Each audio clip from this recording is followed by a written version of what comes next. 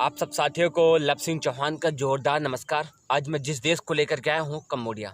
उम्मीद है मैं जो सब देशों के बारे में मैं बना रहा हूँ वीडियो कि कौन सा देश कैसे हैं, उनका भारतीय संस्कृति के साथ क्या लगाव है, हमारे पूर्वजों ने उन देश को स्थापित करने के लिए कितने बड़े बलिदान किए हैं, तो आप सबको वीडियो समझ में आ रहा होगा। हमारा मात्र एक उद्देश्य ये है, भारतीय संस्कृति में जन्म लिए महापुरुषों ने संपूर्ण पृथ्वी में स्थित छोटे छोटे देशों को कैसे उठाया है, कैसे जगाया है अपनी संस्कृति से, अपने बल पर। तो हम समझेंगे आज उसी कड़ी में एक आगे की ओर देश है कंबोडिया। कंबोडिया भी एक हिंदू राज्य था और लंबे समय तक था। वहाँ पे बड़े स्तर पे हिंदू राजाओं ने राज्य किया है और वहाँ की संस्कृति आज भी उनकी लेखों में, अभिलेखों में, साहित्यकारों में, कला में, दीवारों में और डिजाइनों में, मंदिरों से स्पष्ट मालूम होता है कि लंबे समय तक भारतीय संस्कृति का यहाँ पे आचार विचार रहा है। तो उसी कड़ी में हम कुछ प्रूफ डॉक्यूमेंट के साथ बात करेंगे आगे। पंडित श्रीराम शर्मा आचार्य जी की बुक समस्त विश्व के के अजस्त्र वरदान में इतिहासकार हुए हैं केंट लई व लिटिओ युआन के अनुसार ईसा के 3री शताब्दी में ही हिंदू राज्य स्थापित हो गया था। कहाँ? कंबोडिया। आप सोच रहे हैं कंबोडिया में भी हिंदू राज्य स्थापित हो गया था 3री शताब्दी में। आप सब क्षमा कीजिएगा जो व्यक्ति विशेष किसी धर्म से नाखुश होते होंगे। मेरा व्यक्तिगत विरोध किसी जाति से, किसी धर्म से, कोई संप्रदाय से अहित करना नहीं है। मैं बस वो बातें जो सच है वो बता रहा हूँ और मेरा उद्देश्य है कि मनुष्य खुश रहे, समाज का हर व्यक्ति खुश रहे, सब कोई मिल के रहे, वो हमारे देश का हो या किसी और देश का हो। आज जो हमने देश को बांट दिया है, हम इस देश के हैं, हम इस देश के हैं, हम इस जाति के हैं, इस धर्म के हैं, इस संप्रदाय के, हमें इन सबसे ऊपर उठकर मनुष्य जाति होते हुए एकता के बंधन में बंधकर खुश रहते हुए ज़िंदगी जीना चाहिए, ना कि हमें छोटे छोटे भागों में बंटकर आपस में लड़ना चाहिए। यदि हम लड़ेंगे तो मरेंगे और कुछ नहीं मिलेगा। इस संस्कृति में भरपूर हवा है, आप लीजिए जितनी हवा ले सकते हैं। इस सृष्टि में भरपूर पानी है, जितना आप पी सकते हैं पीजिए, लेकिन लड़िए मत, झगड़िए मत, और लड़ते हैं तो बेवजह। और हम चलते इसी कड़ी में आगे कंबोडिया। तो उन्होंने कहा है कि शताब्दी में ही हिंदू राज्य स्थापित हो गया था। जो कुछ अभी भी उपलब्ध डॉक्यूमेंट्स हैं उनसे ये मालूम होता है कि प्राचीन समय की जो सभ्यता थी वो वहाँ की सभ्यता में भारतीय संस्कृति की लिपि बहुत गहरी थी। उन सब लोगों ने भारतीय संस्कृति को बहुत लंबे समय तक स्वीकारा है, यहाँ के रहन सहन को बहुत लंबे समय तक स्वीकारा। वहाँ पे पहले वहाँ के डॉक्यूमेंट के उपलब्ध हिसाब से वहाँ पे एक असभ्य जाति रहती थी और उनकी रानी थी लुए अथवा उन्हीं का नाम था सोमा। भारत से पहुंचे कौंडिन्य नामक ब्राह्मण से उसका विवाह हो गया। किसका? उस असभ्य जाति की महिला का, लुए अथवा सोमा का। और उनसे जो राजा पैदा हुआ और जो ये कौंडिन्य थे, ये इंद्रप्रस्थ के राजा अमृतवेश के पुत्र थे। कहाँ के राजा? इंद्रप्रस्थ के राजा अमृतवेश के पुत्र थे कौंडिन्य, और कौंडिन्य से शादी हुई लुए अथवा सोमा की। जो इनका पुत्र हुआ वही जाकर के कंबोडिया का शासक बना। अब हम आगे चलते हैं। उस शासक ने छोटे छोटे कई राज्य स्थापित किए। कहाँ पे?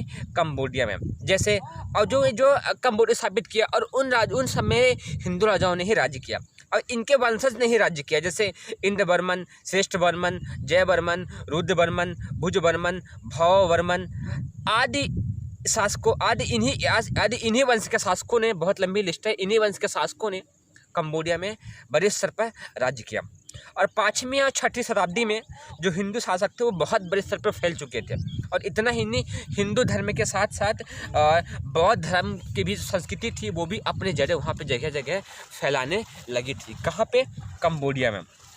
कंबोडिया में मुख्य रूप से भगवान शिव की पूजा होती है, उनको भगवान को बहुत बड़ा गुरु मानते हैं, और विष्णु की पूजा होती है। उसके अलावा गौतम बुद्ध की पूजा भी बहुत अधिक मात्रा में कंबोडिया में होती है, अर्थात गौतम बुद्ध के शिष्यों ने भी बहुत बड़े स्तर पर कंबोडिया में राज्य प्रशासन का कार्य, शिक्षा का कार्य, सामाजिक कार्य किया है। कहाँ पे? कंबोडिया में। और हम चलते हैं आगे।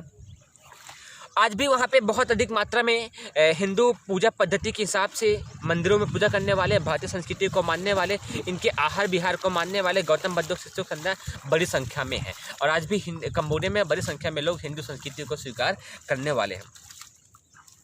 और हम चलते हैं आगे किसी कड़ी में। जो वहाँ के शासक हुए हैं, कौंडिन्य वंशी जो शासक थे, उन्होंने बड़ी सुव्यवस्था के साथ, बड़ी समझदारी के साथ, बड़ी स्वतंत्रता के साथ और बड़ी एकजुटता के साथ कंबोडिया में राज्य व्यवस्था को संपन्न किया है, और उस व्यवस्था को संपन्न करके पूरे देश में चलाने का कार्य किया है उस कंबोडिया देश में।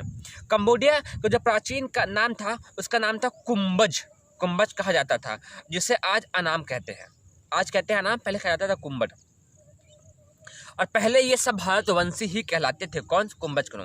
वहाँ एक नदी है मेकांग नदी, कहाँ पे? कंबोडिया में। उसका जो नामकरण है वो कोंग शब्द से हुआ है, जिसका अर्थ होता है गंगा माता। अर्थात वहाँ के नदी को भी लोगों ने कितनी श्रद्धा भाव से स्वीकार किया है। कोई बहने वाली नदी नहीं है, बल्कि गंगा माँ है। गंगा माँ भारतीय संस्कृति की एक धरोहर, एक जान है। गंगा गीता।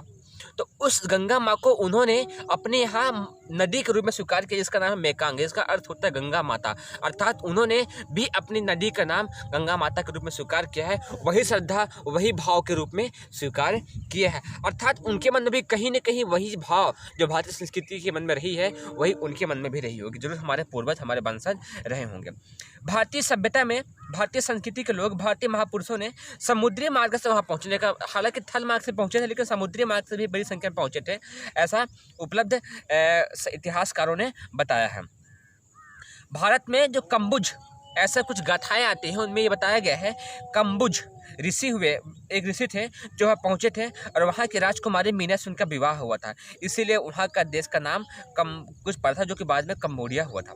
मैंने बताया था कि कंबोडिया का नाम पहले था कंबुज।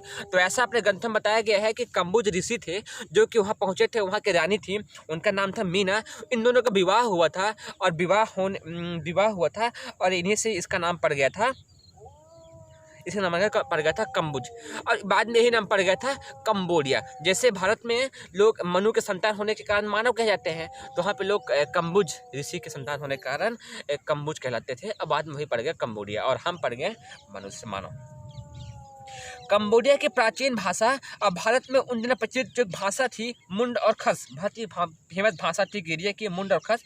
कंबोडिया की भाषा तकरीबन मिलती जुलती थी। इससे स्पष्ट मालूम होता है कि स्पेशली उस जगह के लोगों ने वहाँ जा करके प्रचार प्रसार का कार्य बड़े स्तर पर किया था। सभी लोगों के लोगों ने वहाँ की भाषा को सिखाया था। एक इतिहासकार हुए हैं लेबी, जिन्होंने पिजुल्स्की तथा जूल्ब्लेस्क के डॉक्यूमेंट्स को एक साथ लाने की कोशिश की है।